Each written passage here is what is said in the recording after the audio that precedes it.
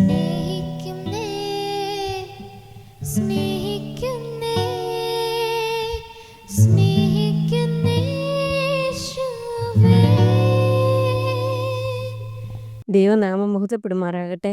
ഇന്ന് എൻ്റെ ശ്രവിക്കുന്ന എല്ലാ പ്രിയപ്പെട്ടവർക്കും നമ്മെ ചേർത്തുകൊള്ളുവാനായി വേഗം വരുന്ന കർത്താവായ യേശു ക്രിസ്തുവിൻ്റെ നാമത്തിൽ സ്നേഹവന്ദനം. നാം ഈ ദിവസങ്ങളിൽ കർത്താവ് ബോധിച്ച വ്യക്തി, ദൈവത്തിൻ്റെ ഹിതപ്രകാരമുള്ള വ്യക്തി, ദൈവത്തെ പ്രസാദിപ്പിക്കുന്ന വ്യക്തി, ഇങ്ങനെ ഉള്ള ഇങ്ങനെ ഇങ്ങനെ ജീവിക്കുന്നതിനെക്കുറിച്ചുള്ള കാര്യങ്ങൾ ദാവീദിനോടുള്ള ബന്ധത്തിൽ നാം ചിന്തിക്കുകയായിരുന്നു. ദാവീദിന്റെ ജീവിതത്തെക്കുറിച്ച് കർത്താവ് പറയുന്നത് ദൈവം ബോധിച്ച വ്യക്തി എന്നുള്ളതാണ്. അപ്പോൾ ദൈവം ബോധിച്ച ഒരു വ്യക്തിയിൽ ദൈവത്തിൻ്റെ ഗുണങ്ങൾ എന്തൊക്കെയാണ് ദൈവം കണ്ടത് എന്നുള്ളതാണ് നമുക്ക് ഈ ദിവസങ്ങൾ ചിന്തിക്കുവാനായിട്ട് സാധിച്ചത്. നാം 9 കാര്യങ്ങൾ നാം ഈ ദിവസങ്ങളിൽ കണ്ടു. ഇന്ന് 10ാമതായിട്ട് ദാവീദിൻ്റെ ജീവിതത്തിൽ ഉള്ള ഒരു പ്രത്യേകത, ഒരു സ്വഭാവ ഗുണം, പൂർണ്ണമായിട്ടും ദൈവത്തിന് മഹത്വം കൊടുക്കുന്ന ഒരു വ്യക്തിയാണ് എന്ന് മനസ്സിലാക്കുവാനായിട്ട് സാധിക്കും. നമ്മൾ പല കാര്യങ്ങളും ചെയ്തു കഴിഞ്ഞാൽ നമ്മൾ മഹത്വം പലപ്പോഴും നാം തന്നെ എടുക്കുന്ന വ്യക്തികളായിട്ട് തീരാറുണ്ട്. നമ്മൾ ആഗ്രഹിക്കാതെ തന്നെ മഹത്വം അല്ലെങ്കിൽ അതിൻ്റെ പ്രശംസ നമുക്ക് കിട്ടണമെന്ന് ആഗ്രഹിക്കുന്ന വ്യക്തികളാണ് നാം. കർത്താവിന് വേണ്ടി ചില കാര്യങ്ങളൊക്കെ ചെയ്തു, ചിലരൊക്കെ രക്ഷിക്കപ്പെട്ടു, അതിൽ നമുക്ക് സന്തോഷമുണ്ട്. അതിൻ്റെ കൂടെ അത് ഞാൻ ചെയ്തതാണ് അല്ലെങ്കിൽ എൻ്റെ മിടുക്കുകൊണ്ട് എന്നുള്ളത് നാം ചിന്തിക്കാറുണ്ട്. അതുപോലെ പല കാര്യങ്ങളോടുള്ള ബന്ധത്തിൽ വരുമ്പോഴും കർത്താവാണ് നമ്മളെ നടത്തുന്നത്. കർത്താവിന് കൊടുക്കുന്ന കാര്യത്തിൽ പോലും കർത്താവാണ് നമുക്ക് പൈസ തന്നതുകൊണ്ടാണ് നാം കൊടുക്കുന്നത്. കർത്താവിനുള്ളതിൽ നിന്നല്ലാതെ നമുക്ക് തന്നതിൽ നിന്നല്ലാതെ നമുക്ക് കൊടുക്കാനായിട്ട് സാധിക്കത്തില്ല. എന്നാൽ കൊടുത്തതിന് ശേഷം നാം വിചാരിക്കുന്നതും നാം പറയുന്നതും ഞാൻ കൊടുത്തു അല്ലെങ്കിൽ ഞാൻ ചെയ്തു എന്നുള്ളതാണ്. ഒരാളെ രക്ഷയെങ്കിലേക്ക് നടത്തുന്നതും അത് നമ്മുടെ മിടുക്കുകൊണ്ടൊന്നുമല്ല. കർത്താവ് തൻ്റെ രക്തം കൊടുത്തതുകൊണ്ട് നാം ജസ്റ്റ് ഒരു വഴികാട്ടിയാണ്. മഹത്വം മുഴുവനായിട്ട് കർത്താവിന് കൊടുക്കണം എന്നുള്ളത് കർത്താവ് ആഗ്രഹിക്കുന്നു എന്ന് നമുക്ക് ദൈവവചനത്തിൽ നമുക്ക് കാണുവാനായിട്ട് സാധിക്കും. കർത്താവ് എപ്പോഴും തൻ്റെ മഹത്വം മറ്റുള്ളവർക്ക് വിട്ടുകൊടുക്കുകയില്ല എന്നുള്ളത് ദൈവത്തിൻ്റെ വചനം വായിക്കുമ്പോൾ നമുക്ക് കണ്ടിന്യൂസ് ആയിട്ട് മനസ്സിലാക്കാനായിട്ട് സാധിക്കും. ദൈവം തീഷ്ണതയുള്ള ദൈവമാണ്. ദൈവം തൻ്റെ മഹത്വം ആർക്കും വിട്ടുകൊടുക്കുകയില്ല എന്ന് നമുക്ക് മനസ്സിലാക്കുവാനായിട്ട് സാധിക്കും. ദൈവത്തിനുള്ള മഹത്വം ദൈവത്തിന് തന്നെ നാം കൊടുക്കേണ്ടത് ആവശ്യമാണ്. പലപ്പോഴും നമുക്കത് സാധിക്കാറില്ല. എന്നാൽ ദാവീദിൻ്റെ ജീവിതത്തിലോട് നോക്കുമ്പോൾ ദൈവത്തിൻ്റെ മഹത്വം ദൈവത്തിന് തന്നെ ദാവീദ് കൊടുക്കുന്നതായിട്ട് നമുക്ക് മനസ്സിലാക്കുവാനായിട്ട് സാധിക്കും. അത് വളരെ പ്രത്യേകതയുള്ള അല്ലെങ്കിൽ സവിശേഷതമായ ഒരു ഗുണമാണ്. നാം നമ്മുടെ ജീവിതത്തിൽ അത് ട്രെയിൻ ചെയ്ത് എടുക്കേണ്ടതായിട്ടുള്ള ഒരു ഗുണമാണ് ദൈവത്തിൻ്റെ മഹത്വം ദൈവത്തിന് കൊടുക്കുക. അപ്പോൾ ദൈവത്തിൻ്റെ മഹത്വം ദൈവത്തിന് കൊടുക്കണമെങ്കിൽ നമ്മുടെ ജീവിതത്തിൽ ഉണ്ടാകുന്ന എല്ലാ കാര്യങ്ങളും നമ്മുടേതല്ല, അത് ദൈവമാണ് തരുന്നത് എന്നുള്ളത് നാം മനസ്സിലാക്കിയിരിക്കണം. നമ്മൾ പഠിക്കുന്ന സമയത്ത് നമ്മൾ നന്നായിട്ട് ഹാർഡ് വർക്കായിട്ട് പഠിച്ചു. നമ്മൾ അധ്വാനിക്കുന്നവരായിരിക്കണമെന്നത് നാം കണ്ടു. എന്നാൽ അധ്വാനിച്ച് പഠിച്ചതിന് ശേഷം നമുക്ക് നല്ല മാർക്ക് കിട്ടി. എന്നാൽ പലപ്പോഴും ആ നല്ല മാർക്ക് കിട്ടുന്നത് ദൈവത്തിൻ്റെ കരുണ കൊണ്ടാണ് അല്ലെങ്കിൽ ദൈവത്തിൻ്റെ കൃപ കൊണ്ടാണ് എന്നുള്ളത് നാം മറക്കും. നാം അപ്പോൾ വിചാരിക്കും, ഞാൻ പഠിച്ചു, എൻ്റെ ബുദ്ധി കൊണ്ടാണ്, എൻ്റെ കഴിവ് കൊണ്ടാണ് ഞാൻ ഇത്രയും വരെ ഞാൻ ഡോക്ടറേറ്റ് എടുക്കാനിടയായത്, ഞാൻ ഡോക്ടറായത്, ഞാൻ എഞ്ചിനീയർ ആയത്, ഇതെല്ലാം ഞാനൊരു ജോലിക്കാരിയായത്, എനിക്കിത്ര ശമ്പളം കിട്ടിയത്, ഇതെല്ലാം എൻ്റെ മിടുക്ക് കൊണ്ടാണ് എന്ന് പലപ്പോഴും നാം ചിന്തിക്കാറുണ്ട്. കാരണം അത് നാം സ്വാഭാവികമായിട്ട് നമ്മുടെ ഇതുണ്ട്. എന്നാൽ ഒരു കാര്യം നാം മനസ്സിലാക്കണം.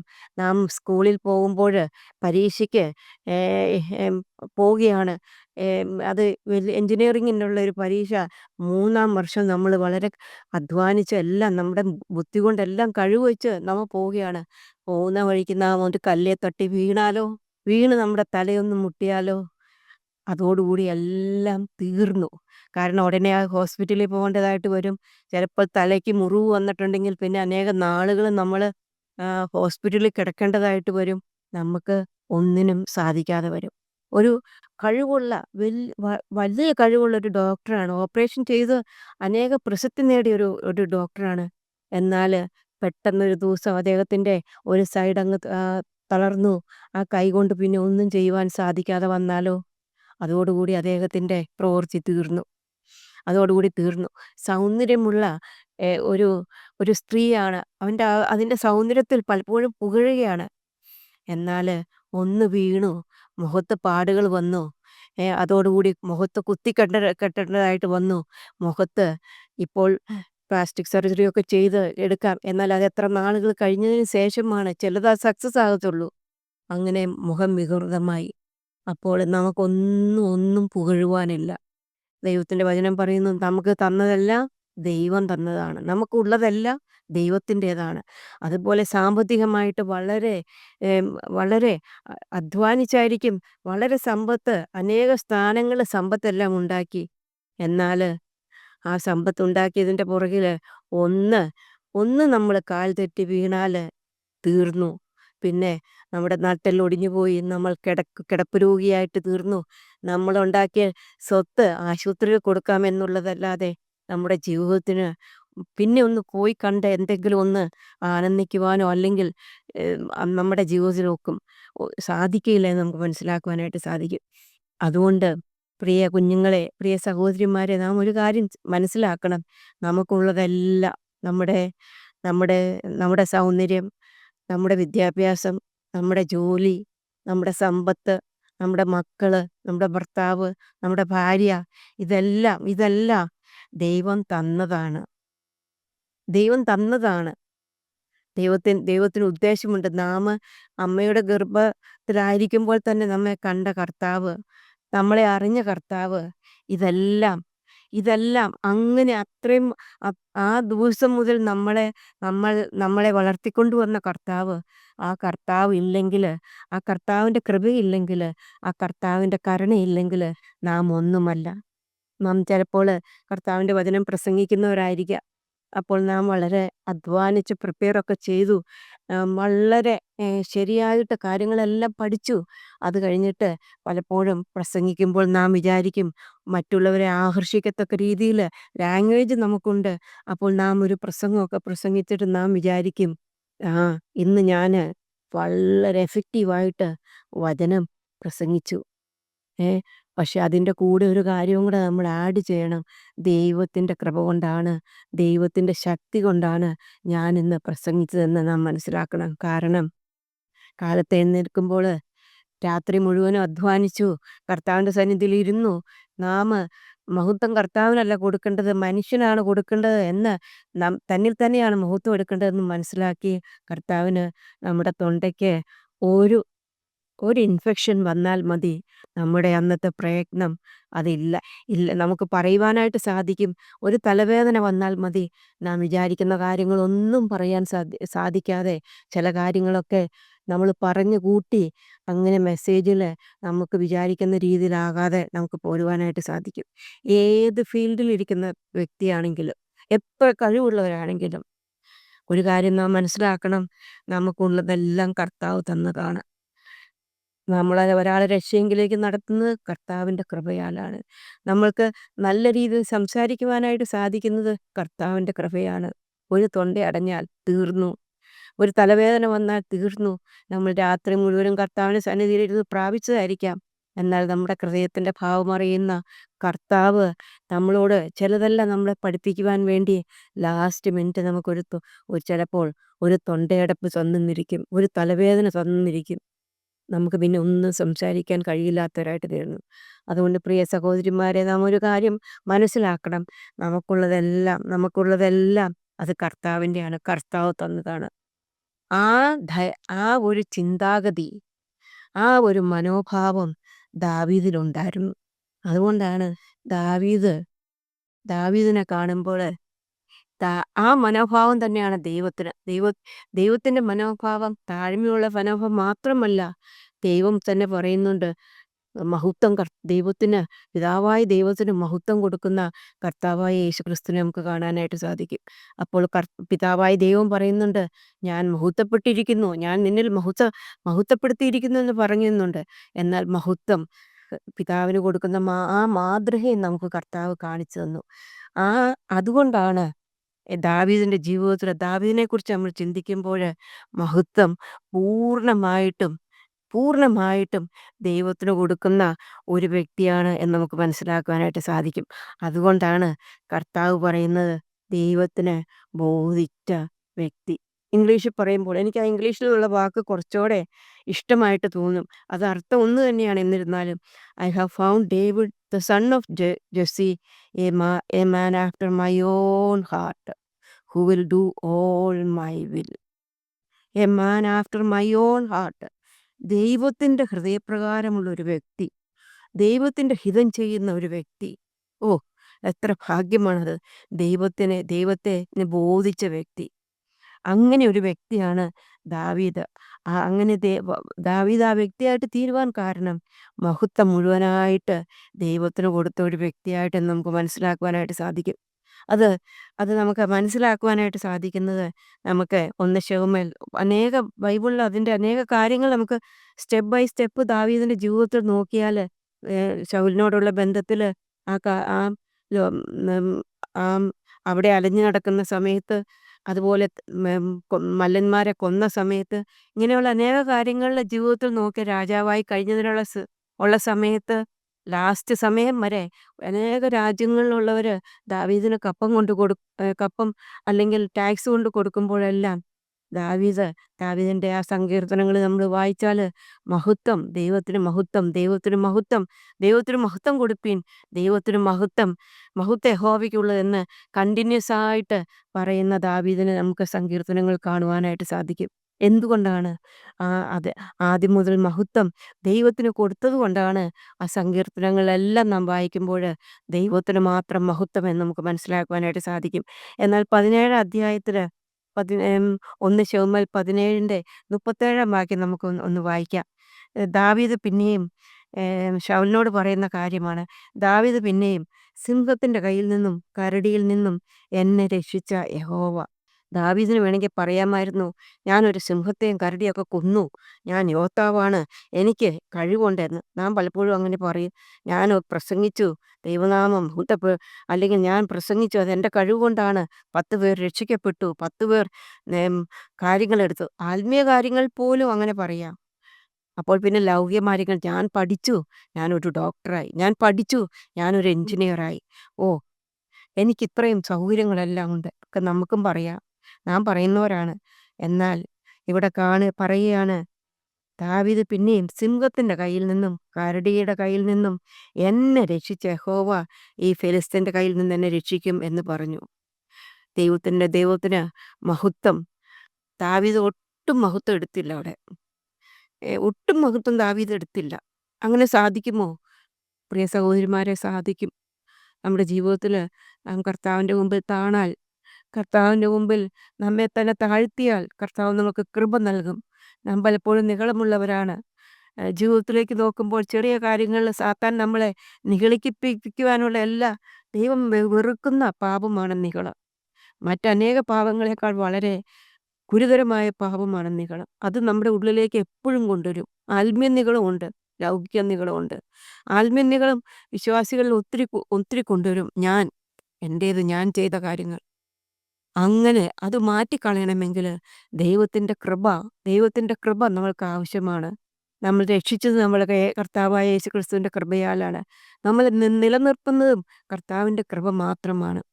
അപ്പോൾ ആ കൃപയിൽ ആശ്രയിച്ചു കഴിഞ്ഞാൽ നമുക്കും നമ്മുടെ ജീവിതത്തിലെ മഹത്വം മുഴുവനായിട്ട് കർത്താവിന് കൊടുക്കുവാനായിട്ട് സാധിക്കും. അത് വളരെ ബുദ്ധിമുട്ടുള്ളൊരു കാര്യമാണ്. കാരണം നമ്മുടെ കഴിവ് കൊണ്ട്, നമ്മുടെ വിദ്യാഭ്യാസം കൊണ്ട് ഒക്കെ നാം വിചാരിക്കും നമ്മൾ നേടിയെന്ന്. അനേകർ നമ്മളുടെ ഈ മെസ്സേജ് കണ്ടു എന്ന് തന്നെ നമ്മൾ പലപ്പോഴും അത് നോക്കാറുണ്ട്. അപ്പോൾ അങ്ങനെയുള്ളതെല്ലാം അത് സാത്താൻ നമ്മുടെ ഹൃദയത്തിലേക്ക് കൊണ്ടുവരും. അപ്പോൾ നാം ഒരു കാര്യം ഓർക്കണം, നമുക്കൊന്നുമില്ല. നാം വെറും ഒരു പൊടിയാണ്, ഒരു ശ്വാസം മാത്രമാണ്. കർത്താവ് മൂക്കിലേക്ക് ഊതിയ ശ്വാസം കർത്താവ് എടുത്തു കഴിഞ്ഞാൽ നാം ഇല്ല എന്ന് മനസ്സിലാക്കുമ്പോൾ ദാവീദ് പറഞ്ഞ പോലെ നമുക്കും പറയാനായിട്ട് സാധിക്കും, എന്നെ രക്ഷിച്ച യഹോവ ഈ ഫെലിസ്ത്യൻ്റെ കയ്യിൽ നിന്ന് എന്നെ രക്ഷിക്കുമെന്ന്. അങ്ങനെ പറയുവാനായിട്ട്, അങ്ങനെ ജീവിക്കുവാനായിട്ട്, മഹത്വം കർത്താവിന് കൊടുത്ത് ജീവിപ്പാനായിട്ട് കർത്താവ് നമ്മളെ സഹായിക്കട്ടെ. ഒരു വാക്യം കൂടെ നമുക്ക് വായിക്കാം. 17ന്റെ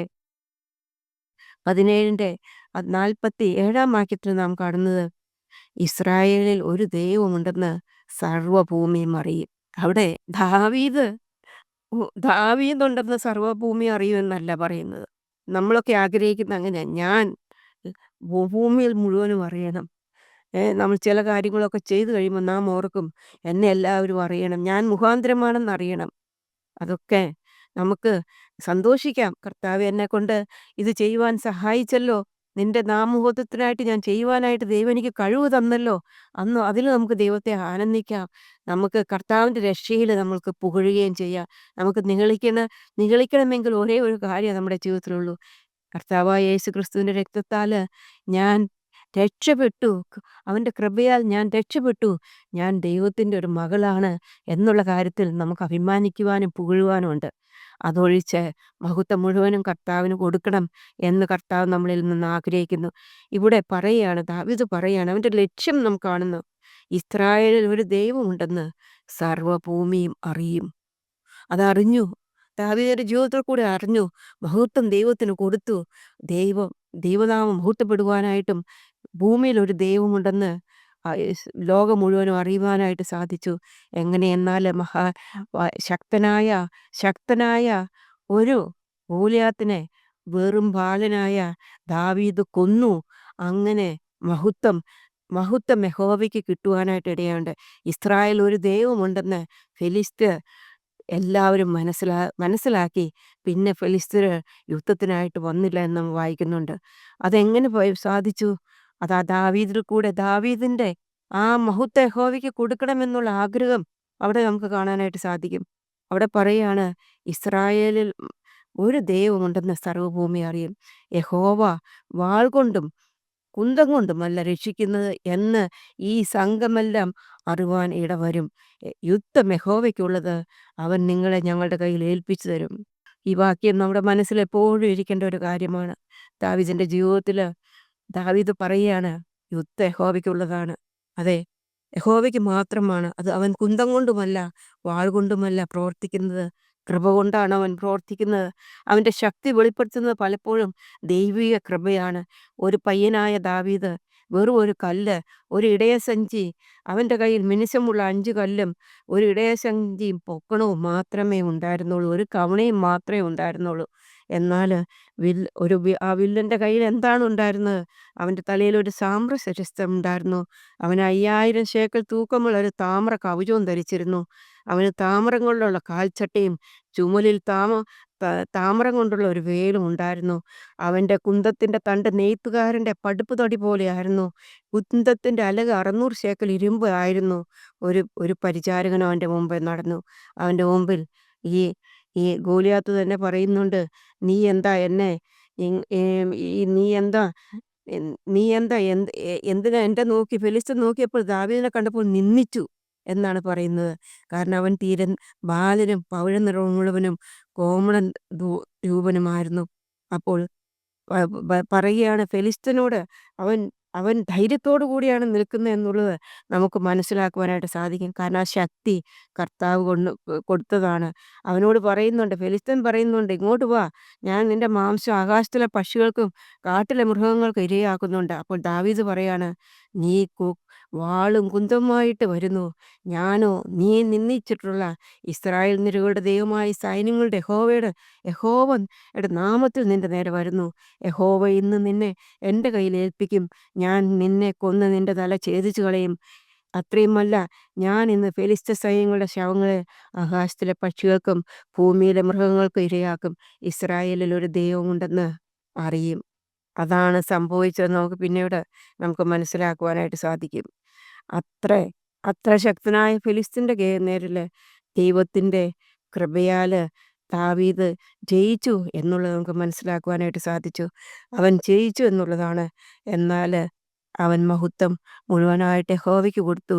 യഹോവയുടെ നാമം മഹത്വപ്പെടുവാനും സ്വർഗത്തിലൊരു ദൈവമുണ്ടെന്ന് സകല മനുഷ്യരും അവിടെയുള്ള മനുഷ്യർ അറിവാനും, ഇസ്രായേലിൻ്റെ ദൈവം ജീവിക്കുന്നു എന്നുള്ളത് അറിവാനും, ദൈവം യുദ്ധം ചെയ്യുന്നത് വാൾ കൊണ്ടും കുന്തം കൊണ്ടും ഒന്നും അല്ല ദൈവം യുദ്ധം ചെയ്യുന്നത് എന്ന് ലോകം മുഴുവനും അറിയുവാനായിട്ട് ഇടയായിട്ട്, ഫെലിസ്ത്യ ദേശം മുഴുവനുമായിട്ട് അറിയാനായിട്ട് ഇടയായിട്ട് തീർന്നു. അതാണ് ദാവീദിൻ്റെ സ്വഭാവം. മഹത്വം ബഹുമാനം, മഹത്വം പൂർണ്ണമായിട്ട് ദൈവത്തിന് കൊടുക്കുന്ന ദാവീദ്. പ്രിയ സഹോദരിമാരെ, നമ്മുടെ ജീവിതത്തിലും ഈ മഹത്വം കർത്താവിന് കൊടുക്കാനായിട്ട് കർത്താവ് നമ്മളെ സഹായിക്കട്ടെ. അവൻ്റെ വലിയ നാമം മഹത്വപ്പെടുമാറാകട്ടെ. യേശുവിന്റെ കൂടെ ദിനവും യേശുവിന്റെ ചാരേ